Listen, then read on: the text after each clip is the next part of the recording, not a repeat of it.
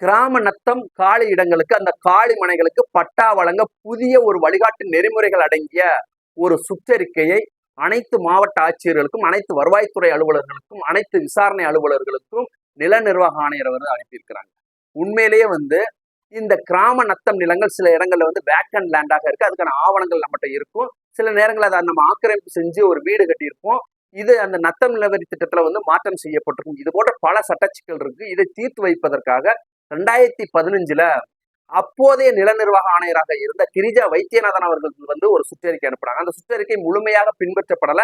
இதனால் மக்களுக்கு சரியான நிவாரணம் கிடைக்கப்படல, பட்டா கிடைக்கப்படலன்னு சொல்லி சென்னை உயர்நீதிமன்ற மதுரை கிளையில ஒரு 6 வழக்குகளும், சென்னை உயர்நீதிமன்றத்துல ஒரு வழக்கும், அந்த இதெல்லாம் சேர்த்து ஒரு விசாரணை செய்து ஒரு தீர்ப்பு வழங்கப்பட்டது. இந்த தீர்ப்பின் அடிப்படையில 2024 அன்று இந்த சென்னை நில நிர்வாக ஆணையர் அவர்கள் அனைத்து மாவட்டத்தையும் இந்த சர்க்குலர் அனுப்பியிருக்காங்க. உண்மையிலே இந்த சர்க்குலர் வந்து பல விடயங்கள் பேசப்பட்டிருக்கு. அவங்க என்ன சொல்றாங்க, இந்த சர்க்குலர்ல மிக முக்கியமான தீர்ப்புகளை மேற்கோள் காட்டியிருக்கிறாங்க. அந்த 6 தீர்ப்புகள் பிளஸ் சென்னையில் நடந்த ஒரு தீர்ப்பு, மொத்தம் 7 தீர்ப்புகளை மேற்கோள் காட்டி ஏற்கனவே அனுப்பப்பட்ட சர்க்குலர்கள், சுற்றறிக்கைகளும், இந்த அரசாணைகளும் இதில் மேற்கோள் காட்டியிருக்காங்க. ஃபர்ஸ்ட் அவங்க சொல்லக்கூடிய இந்த சட்ட விளக்கங்கள் என்ன அப்படின்னா, முதலாவதாக அவங்க சொல்றாங்க, கிராம நத்தம் நிலங்களை ஒழுங்குபடுத்துவதற்கு அந்த அரசுக்கு அதிகாரம் இருக்கா, அரசு அலுவலர்களுக்கு அதிகாரம் இருக்கா அப்படின்னா கட்டாயமாக இருக்கு. இந்த கிராம நத்தம் நிலமானது ஏழை எளிய மக்கள் வசிக்கக்கூடிய இடம். இதுல தகுதியில்லாத ஒரு நபர்கள் ஆக்கிரமிப்பு செஞ்சு வீடு கட்டினா அதை வந்து அகற்றுவதற்கும் தகுதியுள்ள நபர்களுக்கு பட்டா வழங்குவதற்கு அரசுக்கு அனைத்து அதிகாரமும் இருக்கு ஃபர்ஸ்டா சொல்லிட்டாங்க. இரண்டாவதாக என்ன சொல்றாங்க அப்படின்னா, வணிக பயன்பாட்டு கட்டடங்கள் கட்டுவதற்கு அனுமதிக்க முடியுமா அப்படின்னா, இந்த நத்தம் நிலமானது பொதுமக்கள் வசிக்கக்கூடிய ஒரு நிலம்.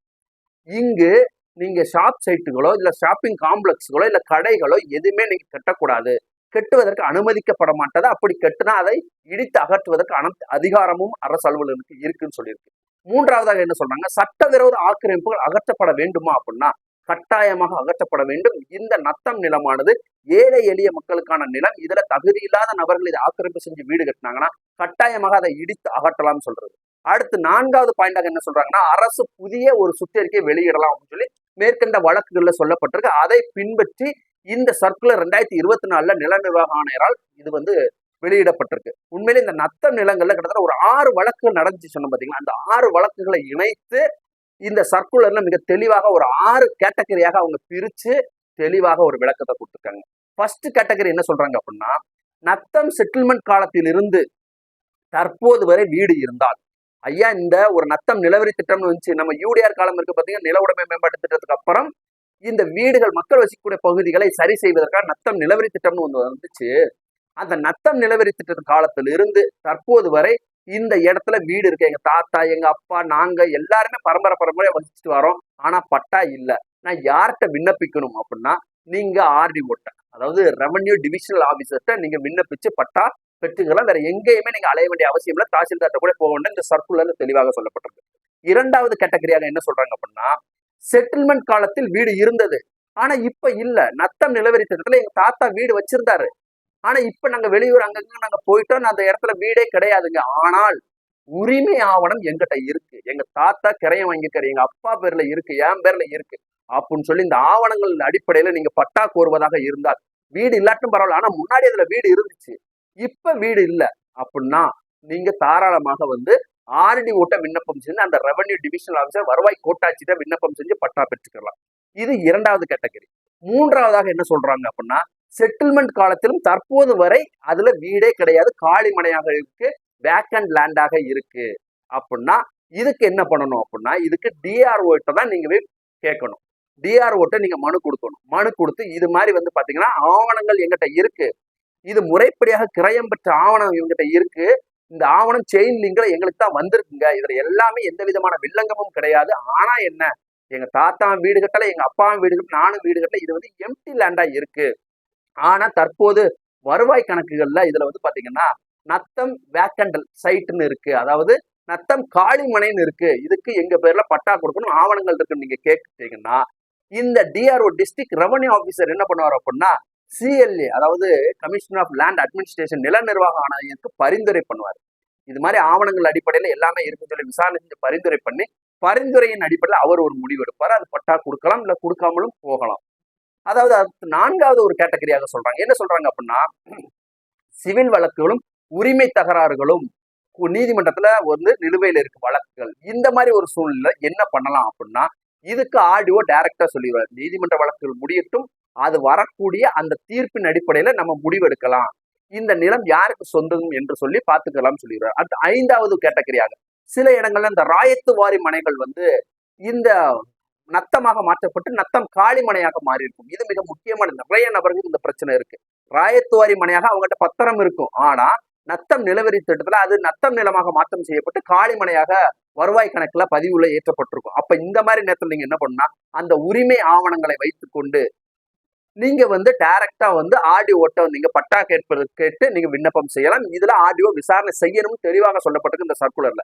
இல்ல அப்படின்னா அது சம்பந்தமா நீதிமன்ற வழக்குகள் இருக்கு அப்படின்னா நீதிமன்ற வழக்குகள்ல என்ன தீர்ப்பு வருதோ அதை பொறுத்து அந்த ஆடியோ வந்து முடிவெடுப்பார். 6வதாக கடைசியாக ஒரு கேட்டகரி என்ன சொல்றாங்க அப்படின்னா, ஏற்கனவே வந்து பட்டா பெற்றுட்டேங்க, ஒரு 3 சென்ட் இல்ல 5 சென்ட் நிலத்துல நான் பட்டா வாங்கியிருக்கேன். அந்த பட்டா வாங்கப்பட்ட இடத்துல வீடு கட்டியிருக்கேன்.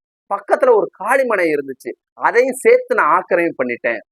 அதுக்கு நான் இப்ப உரிமை கோர்றேன். ஏன்னா நான் இவ்வளவு காலமாக நான் அங்க இருக்கேன். அந்த காளிமனையை நான் அப்படியே சேர்த்து ஆக்கிரமிப்பு பண்ணி வீடு கட்டி இருக்கிறேன். அது என்னுடைய பயன்பாட்டுல இருக்குன்னு சொல்லி நான் புதிதாக உரிமை கோருவதாக இருந்தால் நான் என்ன பண்ணணும்? இதுக்கு யார் முடிவெடுக்கணும் அப்படின்னா, இதுல சிஎல்ஏ அதாவது கமிஷன் ஆஃப் லேண்ட் அட்மினிஸ்ட்ரேஷன் தான் இதுல முடிவெடுப்பார். உங்களுக்கு கொடுக்கலாமா, தகுதியுள்ள நபரா தகுதியற்ற நபரா என்பதை முடிவெடுக்கக்கூடிய அதிகாரம் அவருக்கு தான் இருக்கு. அடுத்து இந்த ஒரு சுற்றறிக்கையில தெளிவாக சொல்லப்பட்டிருக்கு யார் யாருக்கு நீங்க மனு செய்யணும், யாரெல்லாம் மேல்முறையீட்டு அலுவலர்கள் விசாரணை அலுவலர்கள் அப்படின்னு சொல்லி.